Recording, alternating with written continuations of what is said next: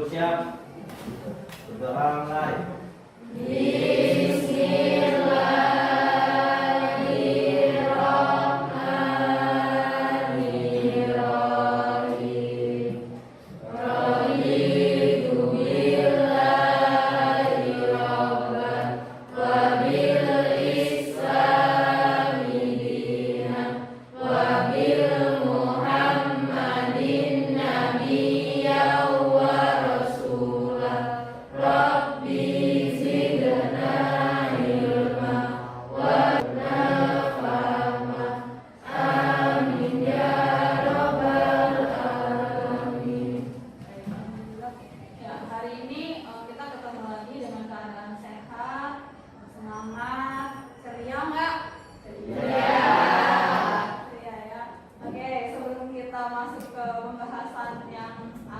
Kita pelajari bersama.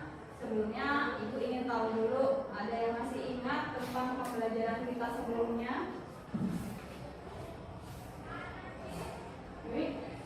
Materi yang kemarin itu kolonialisme dan imperialisme bangsa dan Kolonialisme dan imperialisme bangsa Eropa di Indonesia. Oke, jadi tadi sudah disebutkan pembelajaran kita sebelumnya mengenai kolonialisme dan imperialisme bangsa Barat di Indonesia. Nah, sekarang Ibu mau tanya lagi nih, di antara kalian siapa yang tahu bangsa-bangsa mana saja sih yang melakukan kolonialisme dan imperialisme di Indonesia? Ini aja yang tahu. Mulai mana? Coba Iqbal. Kolonialisme di Indonesia itu dari bangsa Eropa, yaitu ada Portugal, Inggris, Belanda, dan Spanyol. Portugis, Belanda, Inggris, Spanyol. Oke, ya. 4 negara ini yang sudah melakukan kolonialisme dan imperialisme di Indonesia dengan berbagai kebijakan-kebijakan yang mereka lakukan di Indonesia. Nah, kemudian hari ini ada yang sudah baca koran belum? Sudah. Sudah? Iqbal sudah baca koran? Iya. Ibu bawa sebuah koran nih. Ada koran hari ini. Tadi Ibu ketika mau berangkat sekolah lewat tukang koran. Kemudian Ibu kok tertarik untuk membeli koran hari ini, ingin membaca sih berita yang muncul hari ini di Indonesia. Apa yang terjadi di Indonesia pada hari ini? Nah, ada nggak yang hobi baca koran? Kenapa sekarang nggak pada hobi baca koran nih? Iya. Ada yang tahu kapan sih koran ini mulai muncul di Indonesia atau mulai diterbitkan di Indonesia? Ada? Belum ada yang tahu? Ada zaman? Kolonial? Belanda. Iya, betul.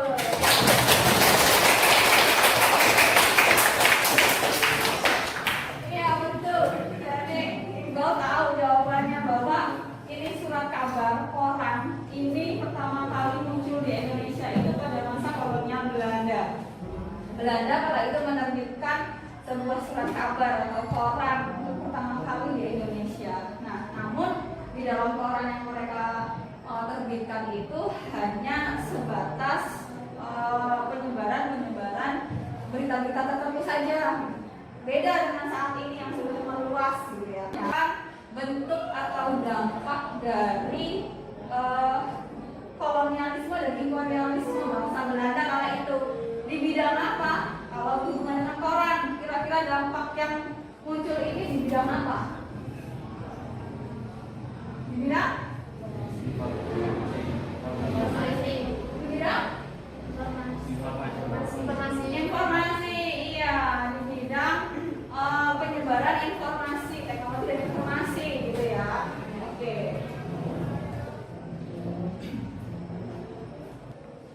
Ya. Coba di depan ada sebuah gambar bangunan. Coba kalian amati dulu. Gambar atau bangunan apa sih yang ada di depan ini?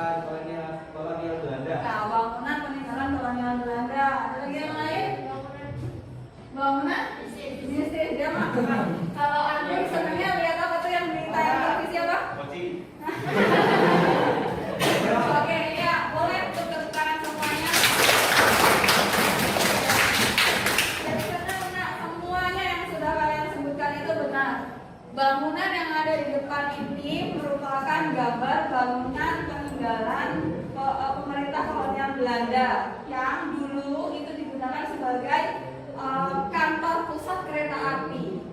Nah, lalu bangunan ini sekarang setelah direnovasi, diperbaharui, kemudian dengan keindahannya sekarang jadi tempat wisata. Kapan-kapan boleh kita jalan-jalan ke sana ya. Tapi satu pertanyaan Ibu, kenapa sih Nak kalau kita lihat konsepnya bangunannya Lawang Sewu? Apakah bangunan si Lawang Sewu ini benar-benar lawangnya ada sewu? Oh ya, enggak 1000 kok, enggak 1000, tapi cuma banyak aja gitu. Ya benar. Jadi ini bangunan Lawang Sewu ini sebenarnya kalau dihitung lawangnya hitungnya enggak ada 1000.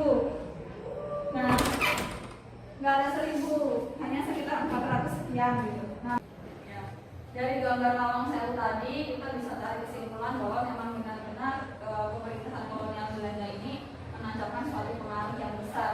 Akhirnya kolonial Belanda ini bisa membangun sebuah bangunan yang begitu megahnya kala itu. Nah, kemudian hari ini kita mau bahas mengenai dampak kolonialisme dan imperialisme penjajahan yang pernah ada di Indonesia yang berkaitan dengan bangsa-bangsa Eropa kala itu. Sebelumnya di antara kalian ada yang tahu apa sih itu artinya dampak? Kalau menurut kalian dampak itu berhubungan apa?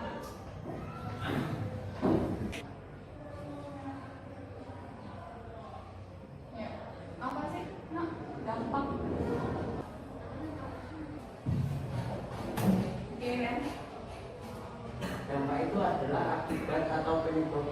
Dampak itu adalah akibat atau penyebab. Ya. Oke, terima kasih Randy. Ya. Dampak itu dapat kita ambil arti pengaruh yang kuat yang mendatangkan sebuah akibat, baik itu positif maupun negatif. Jadi kalau dampak itu berarti ya berhubungannya dengan sebab dan akibat ya.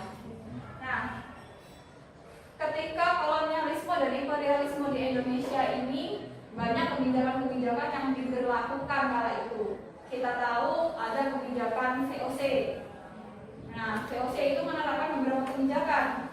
Kemudian ada lagi adalah pemerintahan massa Daendels.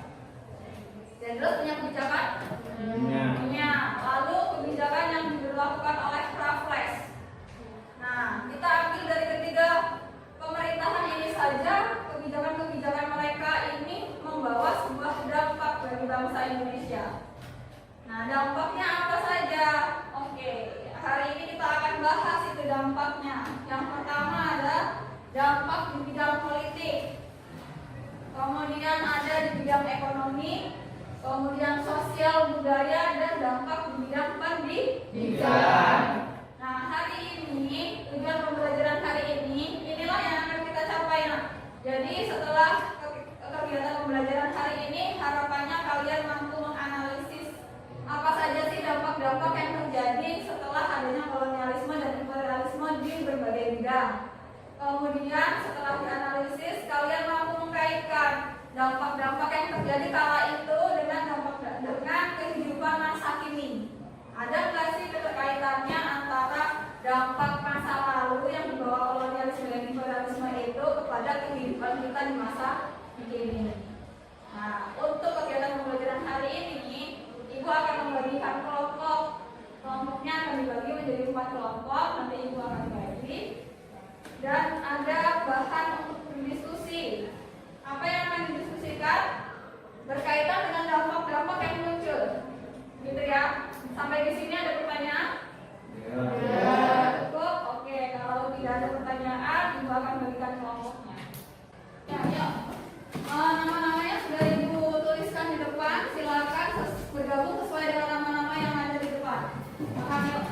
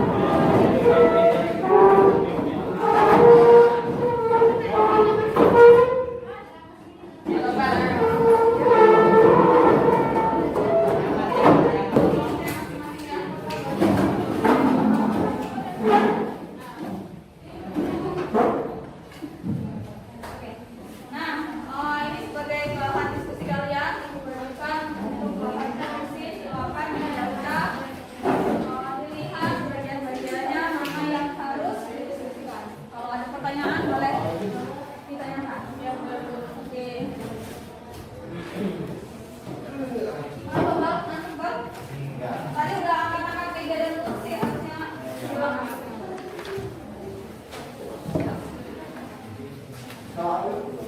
Silakan bisa dikabul dan didiskusikan.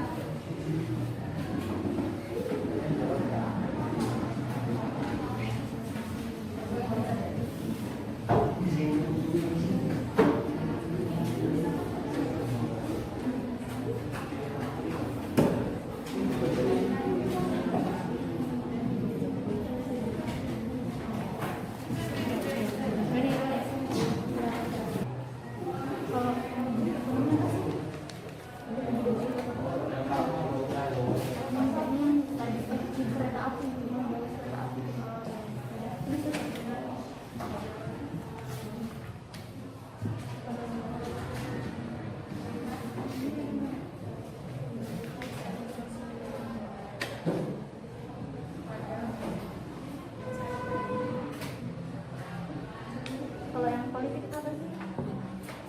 Tahu nggak? Nggak tahu nggak?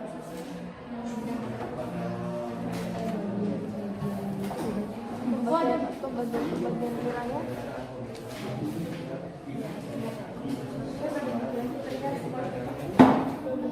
Sosial pada masa Belanda dibagi menjadi tiga. Pertama Eropa, itu Belanda, yang kedua Timur Asing, Cina dan Arab, yang ketiga Bumi Putra. Ada yang mau ditanyain? Nggak ada. Oke.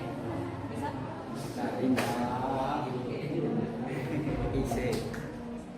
Gimana? Sudah ada?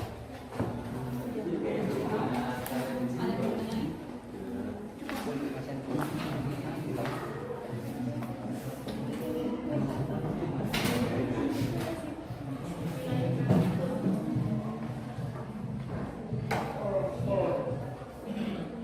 Gimana, Bang? Ada yang mau ditanyain, Bang? Enggak, Bu. Nggak ada.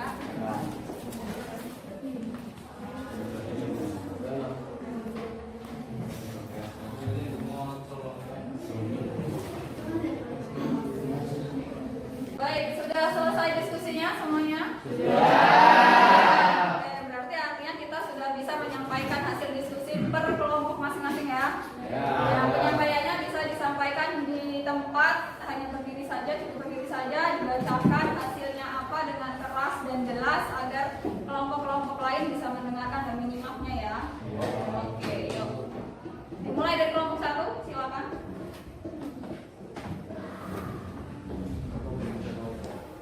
Assalamualaikum warahmatullahi wabarakatuh. Waalaikumsalam warahmatullahi wabarakatuh. Di sini saya perwakilan dari kelompok 1 akan menyampaikan hasil dari diskusi kami. Yang pertama yaitu Dendels atau Raffles telah meletakkan dasar pemerintahan yang modern.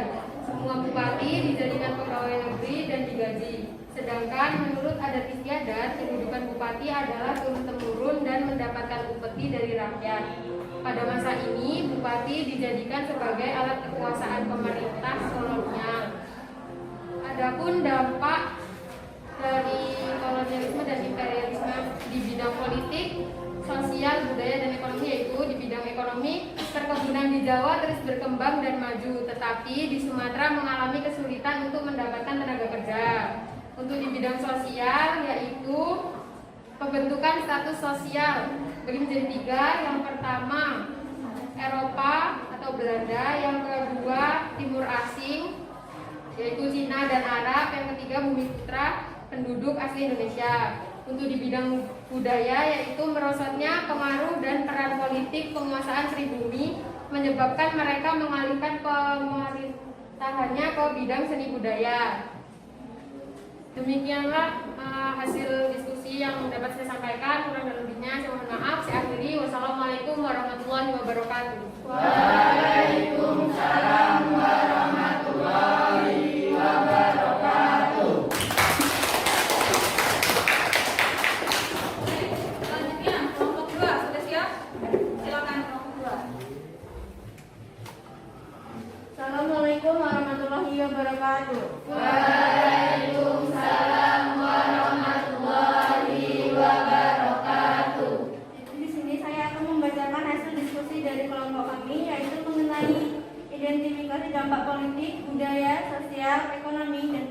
sampaikan pada masa penjajahan bangsa Eropa. Yang pertama yaitu di bidang politik. Jawa dijadikan sebagai pusat pemerintahan dan membaginya menjadi wilayah prefektur. Yang kedua yaitu bidang ekonomi. Belanda membangun rel kereta api dengan maksud memperlancar perdagangan.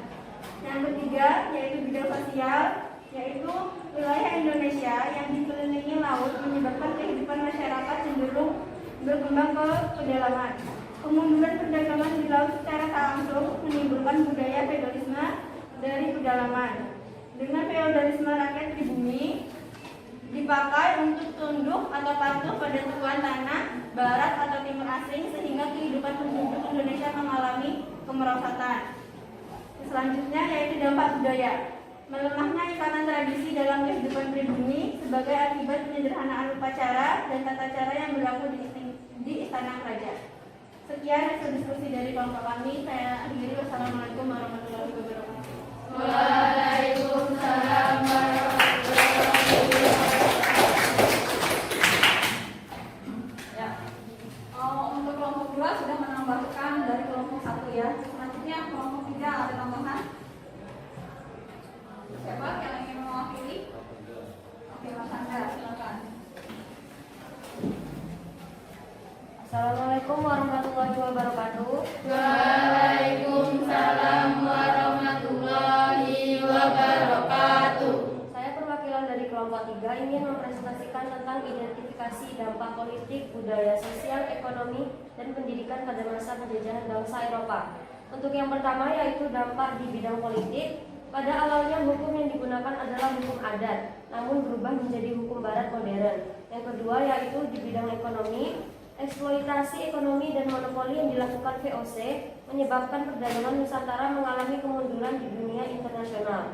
Untuk yang ketiga, di bidang sosial, tadi kan sudah dijelaskan oleh kelompok 1 tentang pembentukan status sosial itu dibagi menjadi 3. Di sini saya akan menambahkan yaitu masyarakat bangsa Eropa itu mendapat perlakuan atau hak yang lebih istimewa dibanding 2 tingkat di bawahnya di segala bidang. Nah, untuk yang dampak di bidang budaya yaitu budaya barat berkembang secara meluas, bahkan merusak sendi-sendi kehidupan budaya tradisional yang dimiliki oleh bangsa Indonesia. Sebagai contoh, kebiasaan minum minuman keras. Sekian presentasi dari kelompok saya akhiri. Wassalamualaikum warahmatullahi wabarakatuh. Waalaikumsalam. Kelompok 4 apa yang didapat hasil diskusinya? Silakan dibacakan. Siapa yang mau baca? Assalamualaikum warahmatullahi wabarakatuh. Waalaikumsalam warahmatullahi wabarakatuh. Saya perwakilan dari kelompok 4 ingin mempresentasikan hasil diskusi kelompok kami, yaitu mengenai identifikasi dampak politik, budaya, sosial, ekonomi, dan pendidikan pada masa penjajahan bangsa Eropa. Dalam teks tersebut, dalam bidang politik, Belanda dan Inggris mulai melakukan campur tangan terhadap kerajaan yang ada di Nusantara pada waktu itu. Di dalam bidang ekonomi, yaitu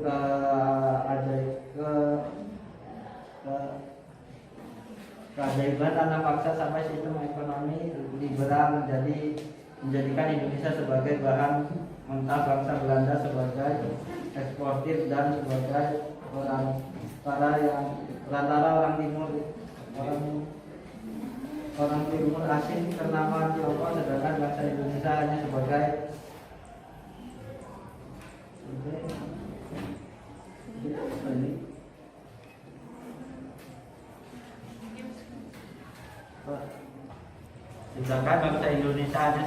pengecer. Sekian presentasi dari saya. Saya akhiri. Assalamualaikum warahmatullahi wabarakatuh. Waalaikumsalam warahmatullahi wabarakatuh.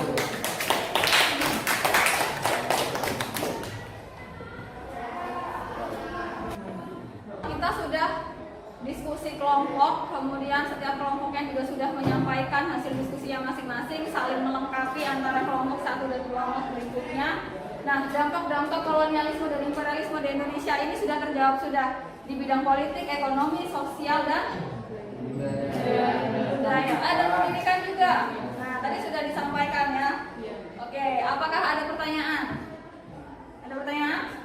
Cukup. Oke, kalau cukup, nah yang kedua adalah bagaimana sih dampak-dampak ini kemudian memiliki keterkaitan dengan kehidupan masa kini. Nah, ada nggak keterkaitannya dengan kehidupan masa kini dari dampak-dampak masa lalu? Ada. Coba dari setiap kelompoknya Ibu minta perwakilannya dari kelompok 1 dulu. Dampak dari budaya yaitu berkembangnya musik keroncong di Indonesia, penggunaan bahasa atau istilah-istilah yang berasal dari Portugis. Oke, yang pertama, berkembangnya musik keroncong. Oh, ternyata masuknya kolonialisme dan imperialisme ini membawa sebuah genre musik baru yaitu keroncong. Jadi di Indonesia ini kemudian dikenal musik keroncong. Sampai saat ini masih ada? Ada yang suka musik keroncong? Nah, terus yang kedua tadi apa? Penggunaan bahasa atau istilah-istilah yang berasal dari Portugis. Iya, ada istilah-istilah yang ternyata merupakan kata serapan dari Portugis. Di antaranya ada yang kita kenal adalah kata serapan dari meja. Terus Batu. Ada lagi? Jendela. Nah, ini di antaranya kata-kata serapan yang diambil dari bahasa Portugis. Oke, selanjutnya dari kelompok 2. Denny. Yang jadi yang politik yaitu penerapan trias politika atau pembagian kekuasaan. Oke, kalau di awal masa sebelum masuknya kolonialisme dan imperialisme itu kita kenalnya kan pemerintahan raja ya. Namun setelah masuknya kolonialisme dan imperialisme kita jadi kenal pemerintahan modern yaitu adanya trias politika. Sampai saat ini kita masih terapkan di Indonesia. Oke, baik, selanjutnya ada lagi masukan dari kelompok 4. Dari bidang pendidikan yaitu penggunaan kursi dan bangku. Penggunaan kursi dan bangku. Apa yang berubah? Dari yang tadinya duduknya lesehan menggunakan meja panjang, sekarang menggunakan kursi dan bangku seperti yang saat ini digunakan. Oke, baik, bagus sekali ya. Nah, bolehlah kita kasih applause untuk kita semua.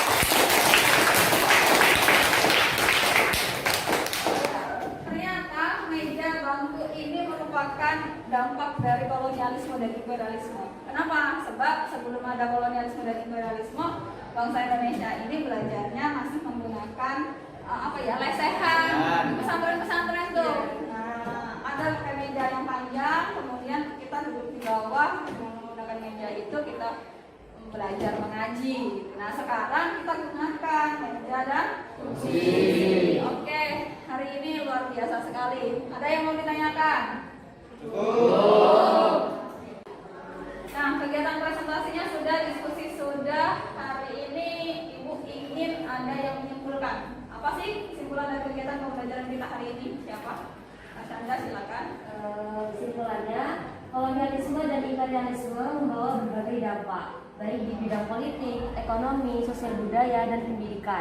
Nah, dampak-dampak itu tidak hanya membawa aspek negatif, tetapi juga membawa aspek positif yang berpengaruh pada masa kini, seperti penggunaan beberapa kata serapan. Oke, baik sekali ya. Terima kasih Mas Anda sudah menyimpulkan kegiatan kita hari ini. Nah, ternyata kalau kita berbicara dampak, itu tidak hanya dari segi negatifnya saja, melainkan ada sisi-sisi positif dari sebuah dampak ya. Kalau kita lihat tadi dampak kolonialisme dan imperialisme, ada segi negatifnya. Apa sih tadi disebutkan dari kelompok berapa yang ada kebiasaan minum minuman keras, itu kan merupakan segi negatif. Kemudian ada penindasan, itu dari segi negatif. Namun ternyata ada juga dari segi positifnya. Apa ya segi positifnya? Ternyata di Indonesia itu jadi dikenal sikap disiplin karena kebiasaan bangsa-bangsa Eropa yang memiliki sikap disiplin itu yang kemudian diturunkan ke bangsa kita. Nah, kemudian kalian pernah naik kereta api nggak? Kami tahu ada kereta api ya. Ini merupakan salah satu dampak yang sifatnya positif. Nah, artinya dampak ini tidak kemudian hanya membawa segi negatif saja bagi bangsa ini, namun ada juga sisi-sisi positif yang bisa kita ambil dari adanya kolonialisme dan imperialisme di masa lalu. Oke, hari ini pembelajarannya cukup sampai di sini. Terima kasih untuk partisipasinya untuk pembelajaran hari ini sudah luar biasa sekali. Mudah-mudahan apa yang dipelajari kita hari ini menjadi bermanfaat untuk hari ini dan masa yang akan datang. Ya, sebelum ditutup pembelajaran hari ini, mari kita berdoa terlebih dahulu.